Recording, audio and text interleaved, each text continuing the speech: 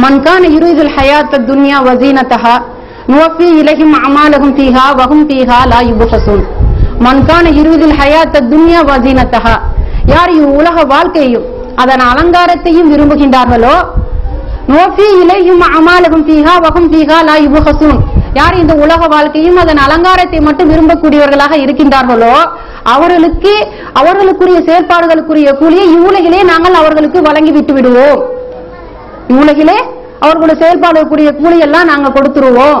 வஹும் ஃபீஹா லா யுப்ஹஸூன், அதுல எந்தவித நாங்க குறைவையும் வைக்க மாட்டோம் என்று அல்லாஹ் தஆலா கூறுகின்றார். நீங்க உலக வாழ்க்கையை தான் விரும்புறியா, உனக்கு செயல்பாடுகள் கூலியில இங்கே கிடைச்சிருச்சு, அதுல நான் உனக்கு குறைய வைக்க மாட்டேன்னு சொல்றேன். அல்லாஹ்வுடைய வேதத்தையும் ரசூல் ஸல்லல்லாஹு அலைஹி வஸல்லம் சுன்னாவையும் புறக்கணித்து இவ்வுலக வாழ்க்கை எவர்கள் தெரிவு செய்து கொண்டார்களோ அவர்களை பற்றி அல்லாஹ் கூறும்போது கூறுகிறான், இந்த உலக வாழ்க்கையை மட்டும் ஒருவன் தெரிவு செய்து கொண்டால் அவனுக்கு இவ்வுலகுரிய அனைத்து என்னென்ன செயல்பாடுகள் இருக்கோ அவனுக்குரிய அல்லாஹ் கூலியும் கொடுக்கப்பட்டாச்சு என்று அல்லாஹ் தஆலா கூறுகிறான்.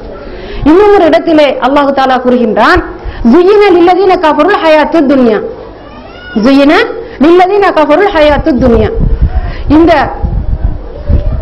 காபிர்களுக்கு இந்த உலக வாழ்க்கை அலங்காரமாக்கப்பட்டுள்ளது என்று கூறுகிறார். ஸுய்யின லில்லதீன கஃபருல் ஹயாத்துத் துன்யா, காபிர்களுக்கு இவ்வுலக வாழ்க்கை அலங்காரமாக்கப்பட்டுள்ளது. காபிர்களை பொறுத்தவரை அல்லாஹ்வுடைய வேதத்தையும் ரசூல் ஸல்லல்லாஹு அலைஹி வஸல்லம் வாழ்க்கை வாழும் வழிமுறையையும் புறக்கணிக்கக்கூடியவர்களை பொறுத்தவரையும் இவ்வுலக வாழ்க்கையை நோக்கமாக கொண்டு வாழுபவர்களை பொறுத்தவரையும் அவர்களை பொறுத்தவரைக்கும் என்ன அல்லாஹ் சொல்றான், அவர்களுக்கு இவ்வுலக வாழ்க்கை அலங்காரமாக்கப்பட்டுள்ளது. இந்த நிராகரிப்பவர்களுக்கு இந்த உலக வாழ்க்கை அலங்காரமாக்கப்பட்டுள்ளது. அப்ப காபிர்களை பொறுத்த வரைக்கும் இவ்வுலக வாழ்க்கை தான் குறிக்கோள், இந்த உலக வாழ்க்கை தான் இலக்கு. அதை அடைவதற்காக அவர்கள் எதையும் இழப்பதற்கு தயாராக இருப்பார்கள், எதையும் செய்யறதுக்கு தயாராக இருப்பார்கள். அவருக்கு ஹலால் ஹராம் என்பது அவங்களுக்கு கிடையாது. வட்டி தொழில் செஞ்சு அதிக லாபம் ஈட்ட முடியுமா, அதையும் செய்வார்கள். ஏன், அவருக்கு தேவையானது லாபம், அதற்காக அதையும் செய்ய அவங்க தயாராக இருப்பாங்க. அவங்களை பொறுத்த வரைக்கும் இது சரியா தவறா, அடுத்தவன் பாதிப்பு ஏற்படுமே என்பது அவர்களுக்கு எந்த தேவையும் கிடையாது.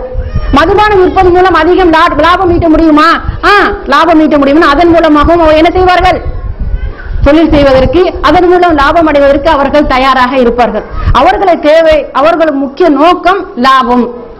உலக வாழ்க்கை வசதிகள், நல்ல வாழணும், காரு பங்களா வசதியோட சிறந்த வசதியா நான் வாழணும் என்கிறதுதான் நோக்கமே ஒழிய மறுமை பற்றி அவர்களுக்கு எந்தவித நம்பிக்கையும் கிடையாது.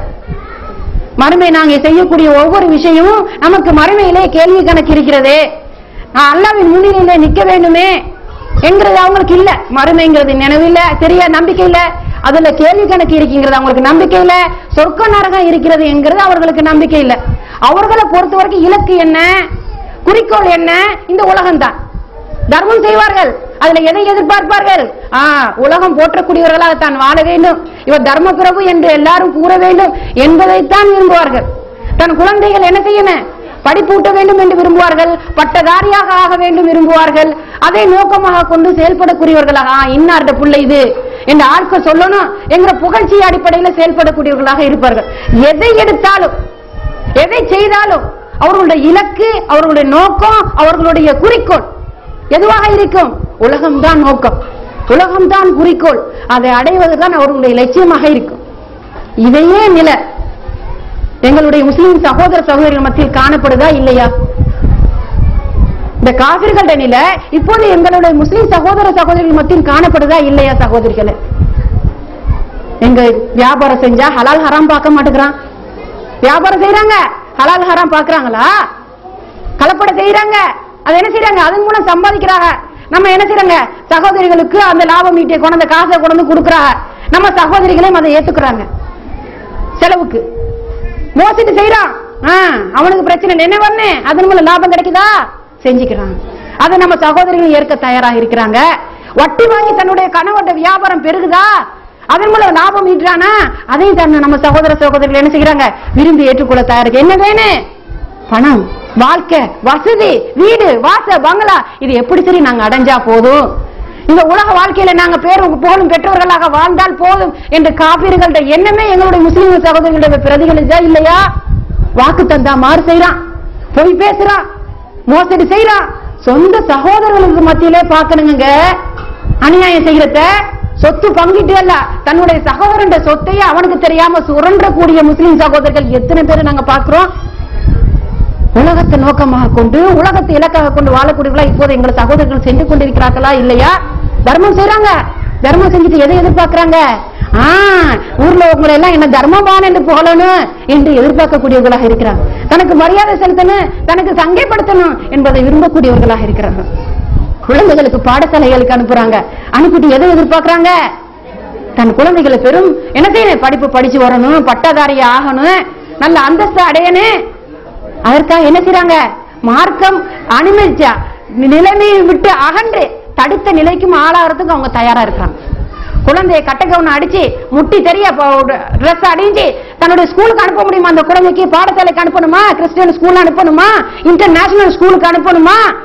அணிய வேண்டிய ஆடை உலகத்தான் இருக்கணும் என்று அவங்க அந்த ஸ்கூல்ல வரையறையிட்டா, என் புள்ள படிக்கணும், என் புள்ள இங்கிலீஷ் மீடியத்துல படிக்கணும், என் புள்ள என்ன செய்யணும், கிறிஸ்டியன் ஸ்கூல்ல படிச்சுட்டு வரணும், என் புள்ள சிறந்து விளங்கணும். அதற்காக மார்க்கத்தை புறக்கணிச்சுட்டு ஒரு பக்கம் தள்ளி வச்சுட்டு என் புள்ள நான் அனுப்பவும் தயார் போயிட்டு இருக்காங்களா? இல்ல எங்க தாய்மார்கள் எங்க போயிட்டு இருக்காங்க? எங்க போயிட்டு இருக்காங்க? ஆண் பெண் கலவானா?